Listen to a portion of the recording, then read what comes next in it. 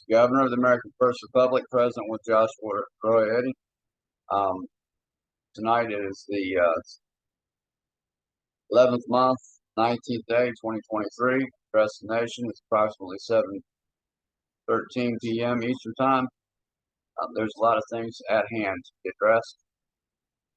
One of the things that's most important that I find to be important is that there was no quorum in a constitutional convention of the Confederation, Articles of Confederation. There was no quorum from there. And we're going to begin to address some of these things. Give me 1 minute. We'll move forward with this. Okay, this is a very good writing and a very good accounting. I will stop it from time to time and make a comment. I want to begin to show the presentation at this point. This is going to be the delegates that actually showed up in the Constitutional Convention. And when I say delegates, I'm not talking about constitutional delegates. I'm talking about delegates of the Articles of Confederation, which is what was required. They had to have a quorum. Otherwise, it was no amendment to the Articles of Confederation. Let's move forward.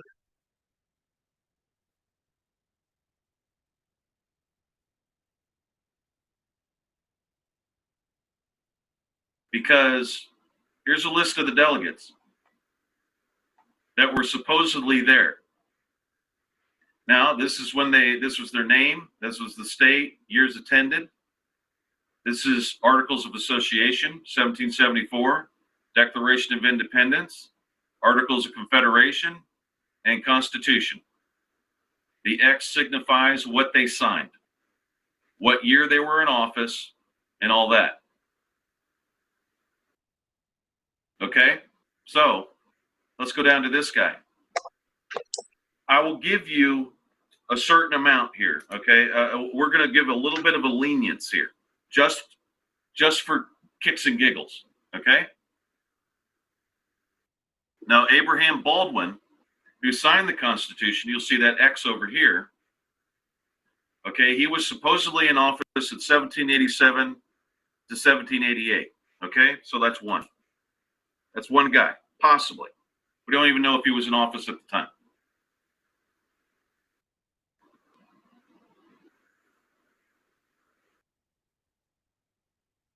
Okay? So, that's this guy right here. That's one. Let's go down to this guy. Okay? He was in office in 1785 from Delaware. He signed the Constitution. He was not a delegate in office. You don't get that vote. That signature is completely disqualified because he was not in office as a delegate under the Articles of Confederation of 1781 at the time. He was already out of office.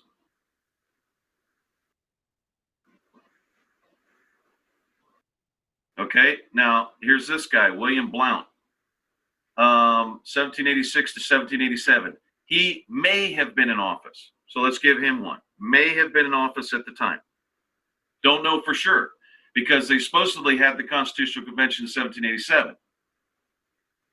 So we'll just give you that one for kicks and giggles. Here's another one, Pierce Butler, who signed the Constitution, and he was in office in 1787. Okay, we'll give you that one there. That's three. All right, Daniel Carroll in Maryland was in office in 1781 to 1783. He was in office for 2 years. He did sign the Constitution. You don't get that one. That's disqualified. He wasn't in office at the time under the Articles of Confederation.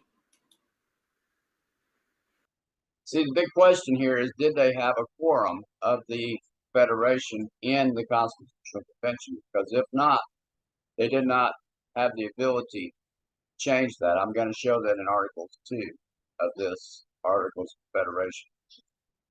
This guy, George Clymer, Pennsylvania, did not have the authority to sign and change the national government. He was in office in 1782. You don't get that one. 1788 to 1789, Jonathan Dayton. Okay, you may get that one. We don't know for sure if he was in office. It appears that he was, so we'll give you that. That's 4. There's John Dickinson of Delaware, 1779. We'll give you that one. That's 5. John Dickinson, Pennsylvania, 1776 to 1774. He was not in office at the time. You don't get that one. That signature is gone. 1776 to 1788, or 1786, I'm sorry, to 1788. That was between the 1787 and 1789. We'll give you that one.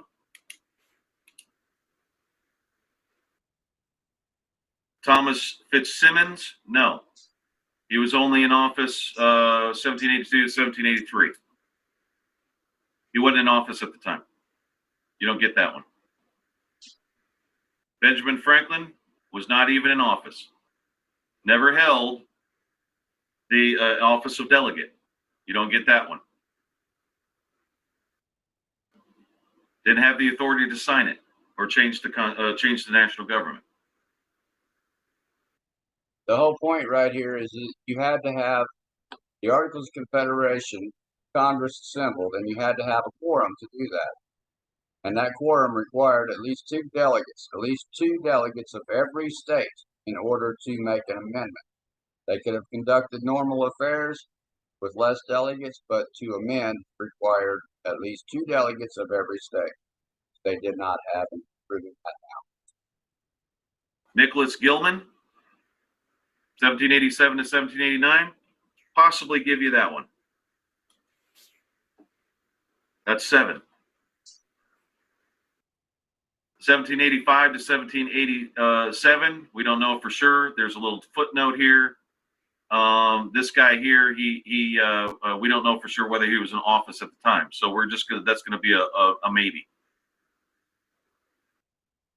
This guy was in office, Alexander Hamilton. We know what a prick he was, and we also know what a advocate he was for the Bank of New York Mellon. We'll count him, but he's also a traitor to this country.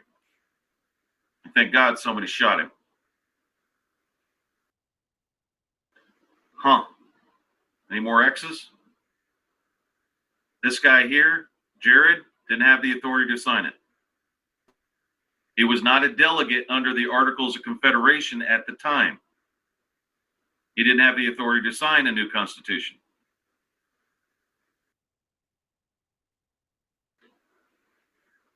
Daniel, 1781. Sorry, buddy. No, you don't get that one either. William Samuel Johnson, possible. That's a possibility because he was only in office until 1787. So we'll possibly give you that one.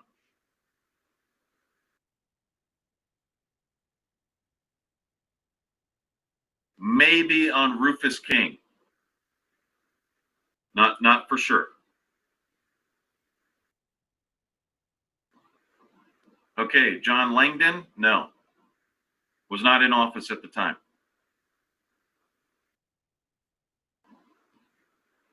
William Livingston, sorry, was not in office at the time. James Madison,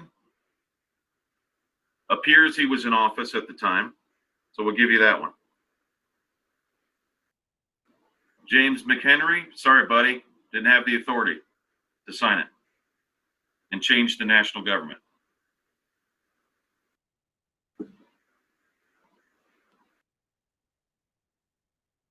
Thomas Mifflin, nope, didn't have it.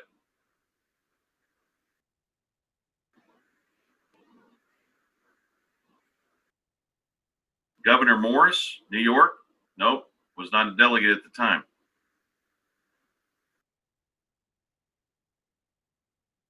Robert Morris, no, was not a delegate at the time.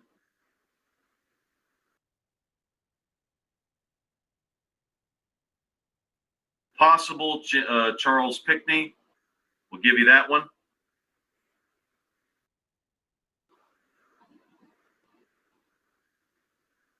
George Reed was not a delegate at the time. John Rutledge, not a delegate at the time. Roger Sherman was not a delegate at the time. Richard Dobbs, not a delegate at the time.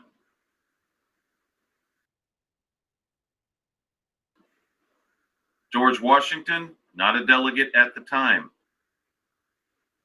Wasn't even a part of it. Had no authority to sign anything. It's the difference between power and authority. You have to have the authority.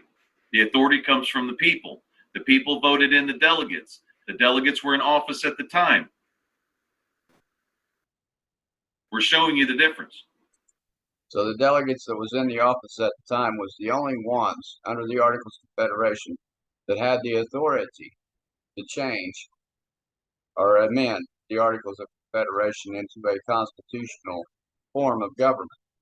And it would have required the entire 2 delegates of every state in order to do that. That would be 13 times 2, that's 26 delegates.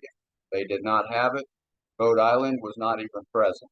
I'm going to continue this just to cover the base.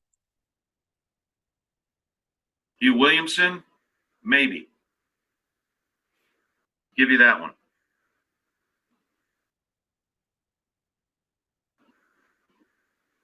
(1786) James Wilson, sorry, buddy, no. We're not in office at the time. Was not in office at the time. That's it. 13. All right, so he's counting 13. I actually went ahead and wrote down one as well that he said maybe, but he didn't count. So that's 14 altogether. That's a far cry from 26. I'm going to go ahead and pause the recording here for a minute.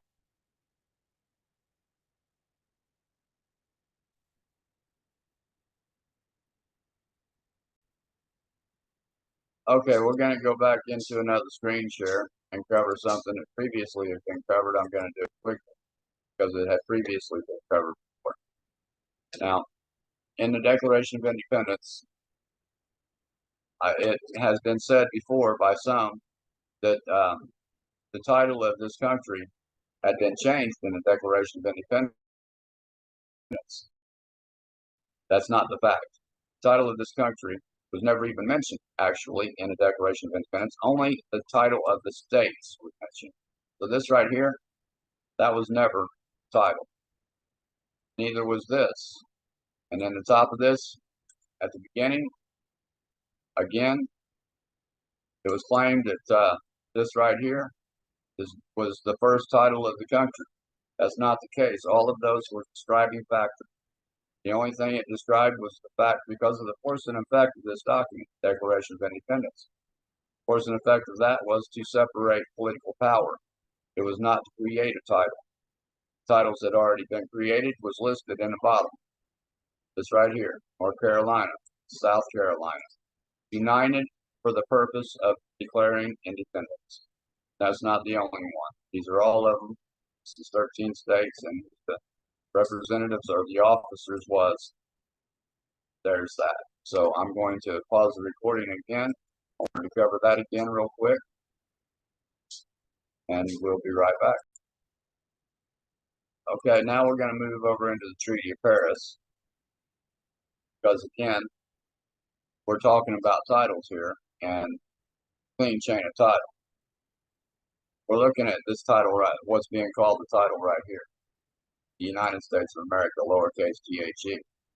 If that was something, a title, I had seen previously in 1778 that it was styled the same way in the 1778 Articles of Confederation.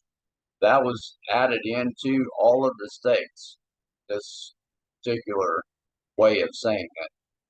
That was added in to the names of every one of the states, and the title style being the United States of America, which capital letter T. That was the actual title. That was the first time the country was ever titled, and this is not the title. Okay? That's not a capital T. All right, so that's not the title of this country. This is 1783. Articles of Confederation was 1781 finalized. The title of this country had already been settled. And this actually was a party to, okay, if that ever was the title. It was a party to the Articles of Confederation in 1778, and it had pointed out that the title of the Confederacy shall be the United States of America, capital letter T. So I don't know what this title was really supposed to be right there, if that was one in the Treaty of Paris. I do know what this is, United States. Okay, so that's the actual title in the Treaty of Paris. That United States was something that was created in the Treaty of Paris, and you might want to notice as well, Esquires. They were all Esquires. They were all dubbed Knight Esquires under written in this agreement. They may have went over there in an American capacity, but after they arrived, they was entered into this in a different capacity because they was only sent there to conclude the war, not to create an agreement between Great Britain and France, Ireland, and Britain, France, and Ireland, making the arch treasurer the King of Britain. That was not the agreement. So it seems as though everybody in the world wants to be the arch treasurer of this country, so they can skim off the top, so they can have their little bit of control of this nation. That's one of the elements of being a people.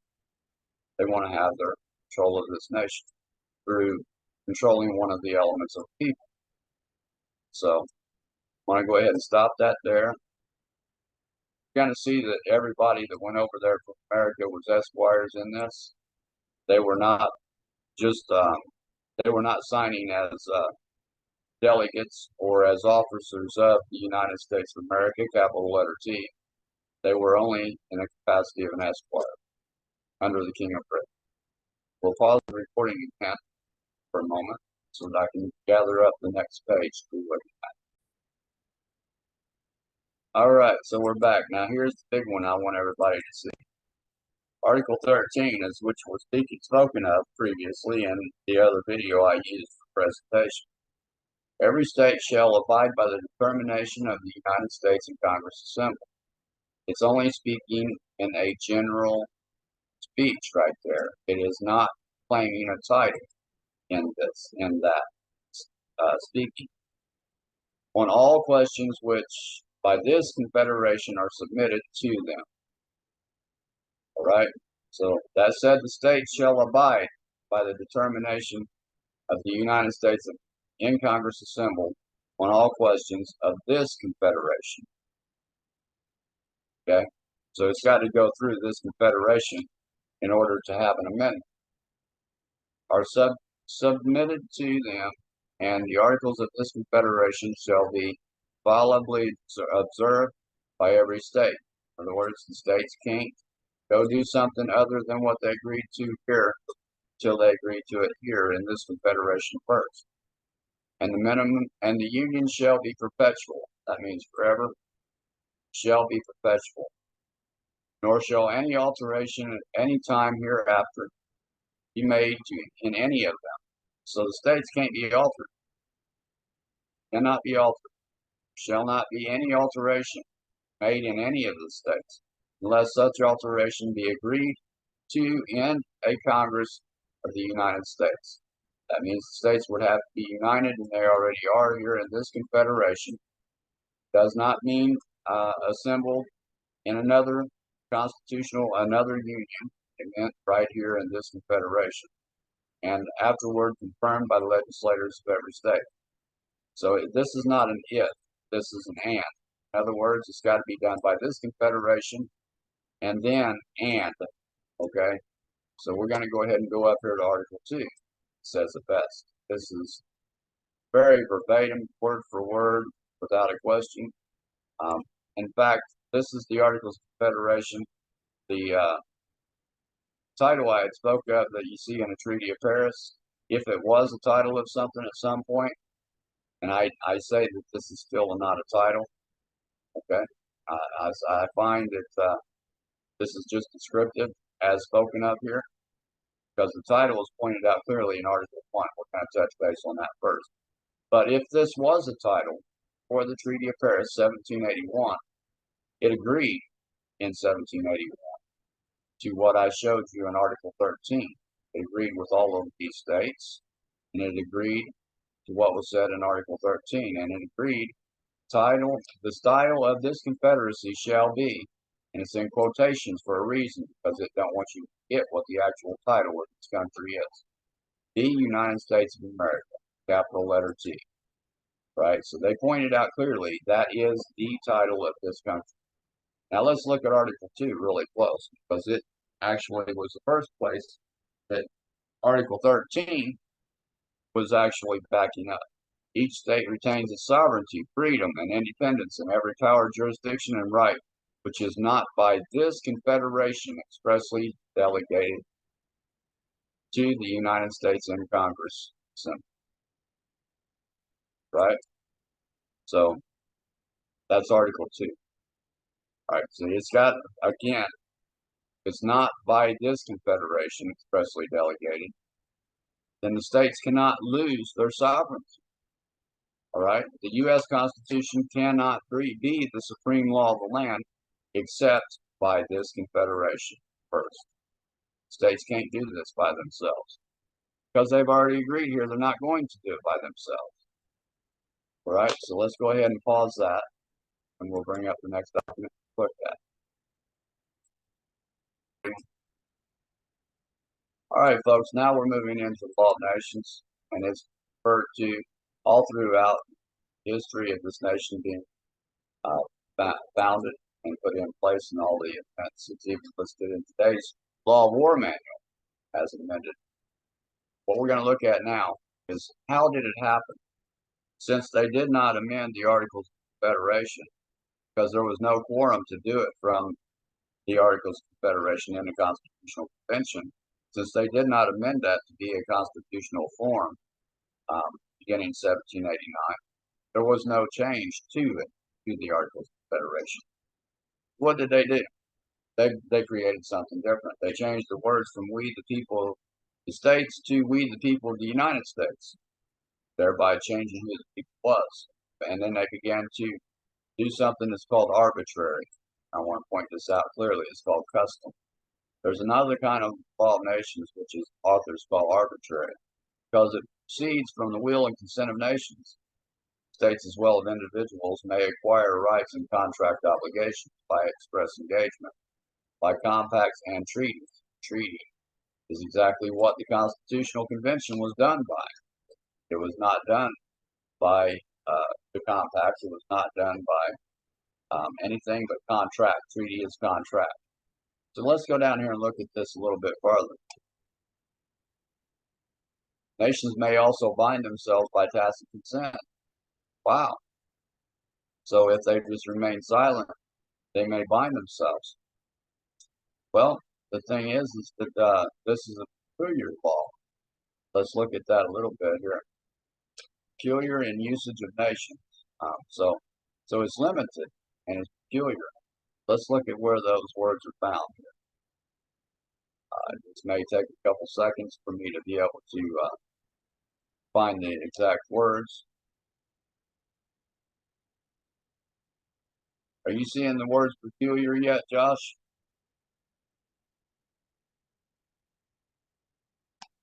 Yes, I do.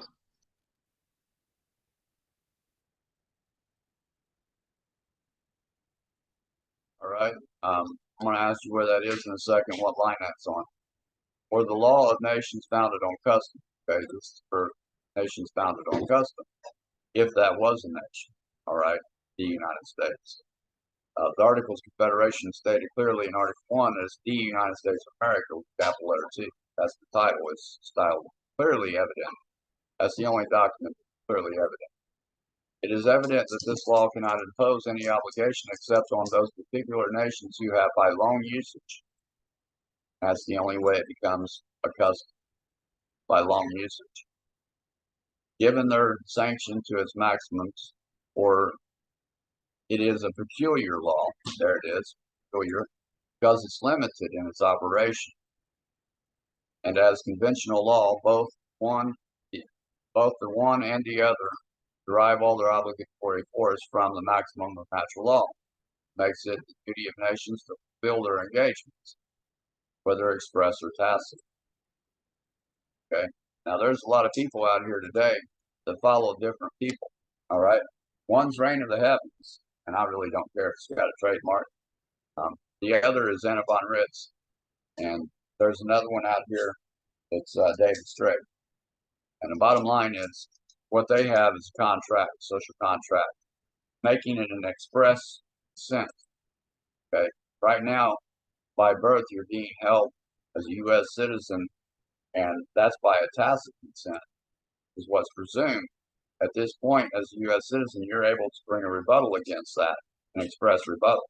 When you join in with people like Reign of the Heavens or David Strait, or what was the other man's name, Mr. Eddie, that thinks he's a worldwide postmaster? Oh, you're talking about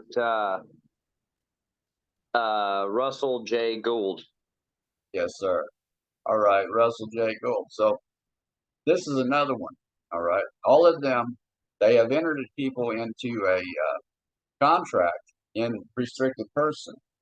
All right, if they did naturalize them properly, they're only naturalized in restricted person, and then they may be declared to be people in a contract, but the word is redefined because for instance, one was Keith Livingway, and you had to be a declared resident and affirmed American national.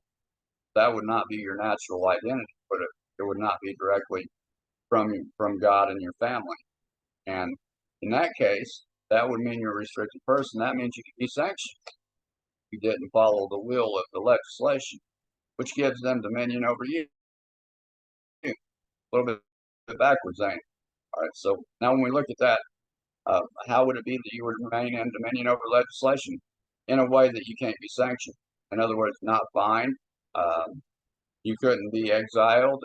You couldn't be imprisoned or any of those things by the dictates of your own conscience, by expressing dictates of your own conscience, if you're in natural identity without being a person at all. All right, so that's the way that people entered into social compact, was so that they could remain in dominion over their legislation. Now, if you want to look at a document, the force and effect it has in law, you need to look at how the parties entered into the document. We've already looked at several today. What performance, what is the document supposed to perform? What is supposed to be the ends of the document? Who are the parties that entered it, and what capacity do they enter in? What person was they from, or was they in a person? They a natural identity.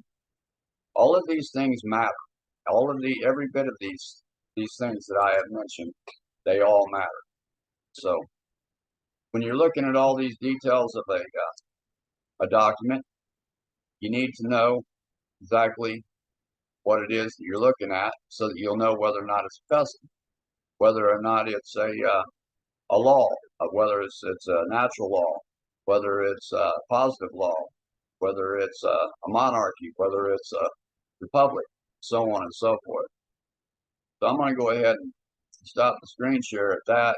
I am going to go, before I do that, I'm going to go ahead and pull up compact, because I always like to make sure that I cover the compact.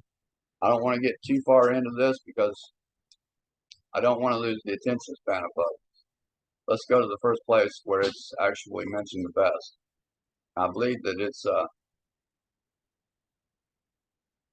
number seventh time that it's mentioned. So let's go ahead and go up here and read this out real quick. Need to go up a little bit farther than that.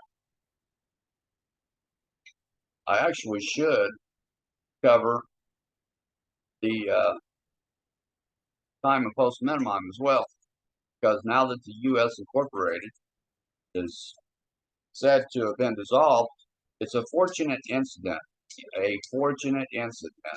that returns us to our sovereign within the several states, if we take the action to do it. This is not something I can do for anybody else. I can't be a people for you no more than you can in my place. You can't do it for me. I'm going to go ahead and read this because it's very important that everybody realizes what the U.S. citizen is. It's a title only, nothing more. Nations are obliged to cultivate the home trade. First, because it clearly demonstrated from the law of nature that mankind ought mutually to assist each other, and as far as their power, contribute to the perfection and happiness of their fellow creatures, whence arises, after the introduction of private property, the obligation to design to others at a fair price. In other words, for operating commerce. All right, what's a fair price? Is that something that one of the elements of the people can be controlled by a foreign assembly and have a fair price? The answer is no.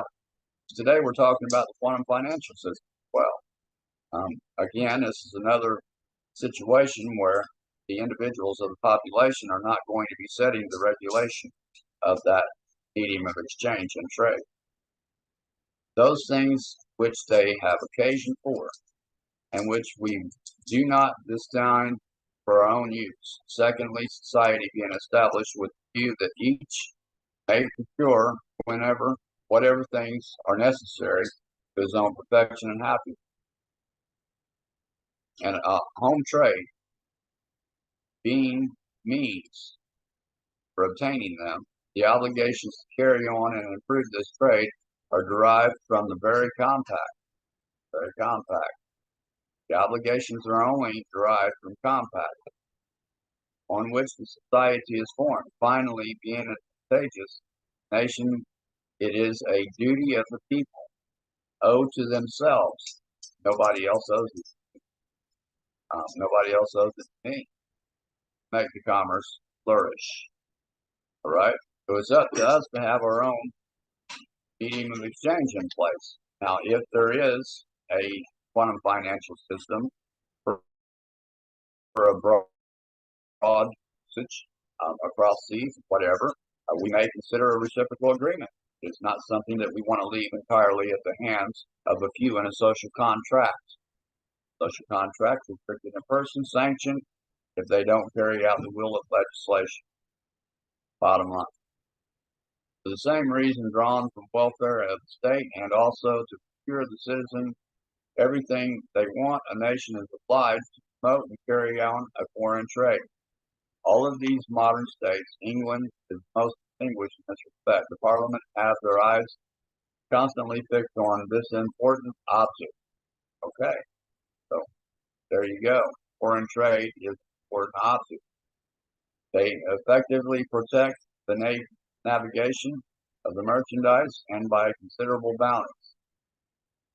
For favor the exportation of surpluses, commodities, and merchandise in a very sensible production. May be seen the valuable advantages the kingdom has derived from such judicious regulation. I'm going to go ahead and pause this again because I need to find another location within a law of nations to be able to bring it for discussion and presentation. And I'll be right back. Okay, so we're going to move forward into postal minimum. Time of postal minimum. Show where we are today.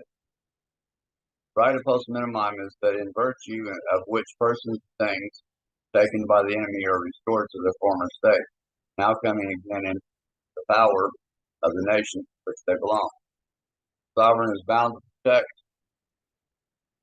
persons and property of his subjects and to defend them against the enemy. When therefore a subject or any part of this property has fallen into the enemy's possession, should any fortunate event bring them again into the sovereign's power. Right now what you have standing is the Articles of Confederation because they are forever. And what you have that just went out the door, according to several reports, is U.S. Incorporated, now dissolved. That's your fortunate event that brings you back into the sovereign power of the Articles of Confederation. That's something that I felt was important to govern and discuss. guys can join into it further. I'll make sure that the link for the Law Nation is available. It'll be available through our app. There's a link on there that you pull this up, and when you do, you'll be able to hit the control and the F key at the same time. Bring up an extra search bar, and you can type in words like close to minimize in order to understand what the words mean, real words, like real definition of person in different jurisdictions, or the real definition of people in different jurisdictions, depending on what type of government there's, so on and so forth. Of course, in effect, each different document has them because of the capacity in which the parties entered it. The enemy has lost by one accident what he had gained by another. All right? Persons and things are recovered by the right of close to minimize. So everything is supposed to be returned. Now, being said, we are not trying to move forward. We're not trying to promote any type of an attack. In fact, we do not condone that at all. What we are moving forward is peaceful deliberations and restoring a permanent population of people within every one of the several states in compact independently with their own. It would be ceded by the people of the American First Republic to them once they step forward and bring their declaration of convention of state, and they prepare a social compact to be amended because we already have one in place. And at that point, we would meet and see the compact. If all the titles are correct and there's no violations of law, we would acknowledge their existence. They would acknowledge ours. They would, from there forward, be handling their own compact independently to all of the other states and each to firmly to friendship. I think I've covered several things here. I'm going to pause the video for a minute for a short discussion with my assistant, and we're going to see if there's something else that we covered. In just a minute. All right. So in the end, we want to make sure that everybody remembers little details here. Biggest detail, I want to make sure you remember Article 2 of the Arts Federation. This Confederation is not expressly delegated from the states through this Confederation, then they cannot lose their sovereignty. They cannot lose their freedom. They cannot lose their independence. They cannot lose any power, jurisdiction, or rights, which is not by this Federation expressly delegated to the United States Congress. So I'm going to leave you with that. Think on. I hope everybody has a great night. I hope I cleared up any further questions there may be about Queen Chain and title. Title of this country, title is the United States of America. Capital letter T, lowercase HE. Here it is for you. If ever a question about whether or not there's another title that is the name of this country, not the fact. Lowercase THE, United States is not the title of this country. Lowercase THE, United States of America, as it's written right there, and lowercase THE, and that's not the name of this country. You're looking at different entities. So I'll leave it with that for this. That begins tonight's presentation. I hope everybody has a great time. I hope everybody goes back and repopulate their sovereign state. You are in a time of hope to minimize. Not everybody.